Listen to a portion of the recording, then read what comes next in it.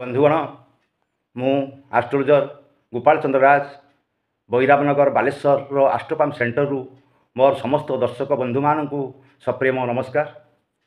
आज एक नूतन स्वादर भिडटी आपण सम्मुखें उपस्थापन करने जाऊँगी। आज विषय वस्तु रही मकर कुंभ वृष और तुलार जून 22 रु डिसेम्बर 22 रे कमाल।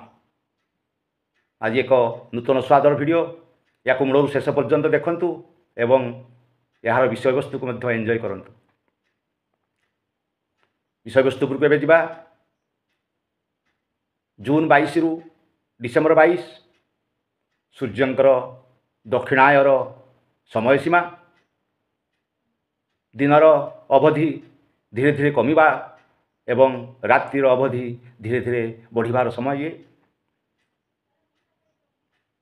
अंधार आलुअर खेल दिन रातिर खेल जितेबले उत्तर गोलार्ध दक्षिण गोलार्ध पृथ्वी रे गोटे गोलार्धे सूर्यंकर दक्षिणायन होता बेले सही समय अन्य गोलार्धे सूर्यंकर उत्तरायण हुए।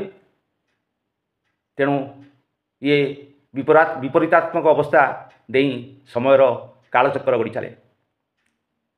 जितेबले सूर्य दक्षिणायन होती सेतेबले सूर्यंकर पावर बा सूर्यंकर जो प्रभाव ये निश्चित भाव में धीरे धीरे कमी कमी चले। से अनुपात रे पृथ्वीर जीवजगत उपरे मध्य प्रभाव से अनुपात रे चले। सबुबले दुईटी दिग गोटे हेले शुभ ग्रह एवं अन्यटी हेले पाप ग्रह। जितेबले शुभ ग्रहंकर समय चली थाए तांकर दिन चली थाए सेतेबले पाप ग्रहंकर राति चली थाए। पाप ग्रह हेले शुक्र बा आमर शनि राहु एवं केतु ये गोटे पक्षरे जितेबले रही जाती अन्य पटरे सूर्य बृहस्पति चंद्र बुध एवं मंगल इत्यादि रुहंती। तेणु ये विचित्र ये सृष्टि नियम आपण देखंतु। जितेबले सूर्य मेष राशि रे उच्च हुंती शनि सही स्थान रे नीच हुंती। सही मेषरे शनि नीच हो जाती। जितेबले शनि तुला रे उच्च हुंती सही तुला रे सूर्य नीच हो जाती। तेणु सूर्य एवं शनिंकर तीव्र शत्रुता आमर मकर कुंभ लग्नाधिपति हेले शनि वृष एवं तुलार लग्नाधिपति हेले शुक्र। यही चारोटी जाक व्यक्ति विशेषकर शत्रु हेले बृहस्पति शत्रु हेले सूर्य। तेणु जितेबले सूर्यंक पावर धीरे धीरे कमी कमी जाए सेतेबले शुक्र एवं शनिंकर पावर धीरे धीरे व्यक्ति विशेष उपरे प्रभाव धीरे धीरे बढ़ी बढ़ी जाए। तेणु यही दक्षिणायन 6 मास मध्य यही चारि व्यक्ति विशेषकर मकर कुंभ एवं वृष तुला यही चारिटी व्यक्ति विशेषकर निश्चित भाव में आलुओ पक्ष हो जाए। आउ अन्य 8टी व्यक्ति विशेषकर सेतेबले अंधार पक्ष हो जाए बा ये छाई आलुओ भितर ये 4 आउ अन्य 8टी ग्रह चलती। तेणु शनि हेले धनर कारक। शनि व्यक्ति उपरे धन संपत्ति अजाड़ी दियंती। शुक्र व्यक्ति उपरे सुख ऐश्वर्य विलास व्यसन अजाड़ी दियंती।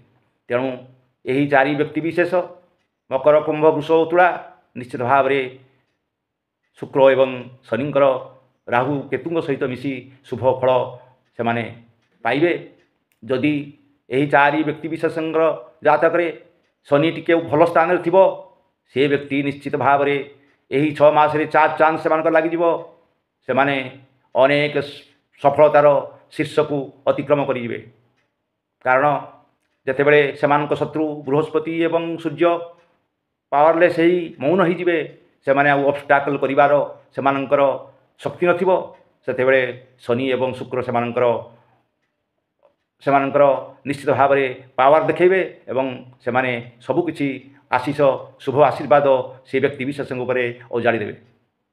तेणु यही छाई आलुर खेल दिन रातिर खेल भितर यही 4 व्यक्ति विशेषकर जून 22 रु डिसेम्बर 22 ईद सूर्यंक दक्षिणायन एमानଙ୍କର निश्चित भाव में प्रगति निश्चित हम से माने आशानुजाई आशातीत फल शुभ फल से माने निश्चित भाव में पाइबे एथिरे संदेह नहीं। तेणु ये जो खेल ये सृष्टि नियम ये आज कहार भल है काली कहार खराब एते किसी भाबार ना। तेणु आप निश्चित भाव में गोटे पक्ष अंधार रही गोटे पक्ष आपंकर आलु हम। तेणु आपण यही चारि व्यक्ति विशेष ये आलुअर वर्ष 6 मास आलुअर पक्ष बा शुक्ल पक्ष।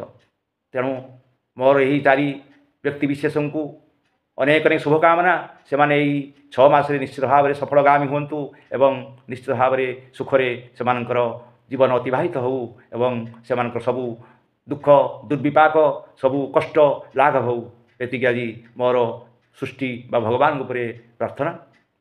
आज आपण मैंने ये वीडियो को एंजॉय करेंगे एवं जदि आपको वीडियो भल लगी निश्चित भाव सब्सक्राइब करूँ लाइक करूँ एवं शेयर करूँ फल अन्य माने वीडियो देखिबारे सुযোগ पाइबे। मु आज एतिक रोची धन्यवाद।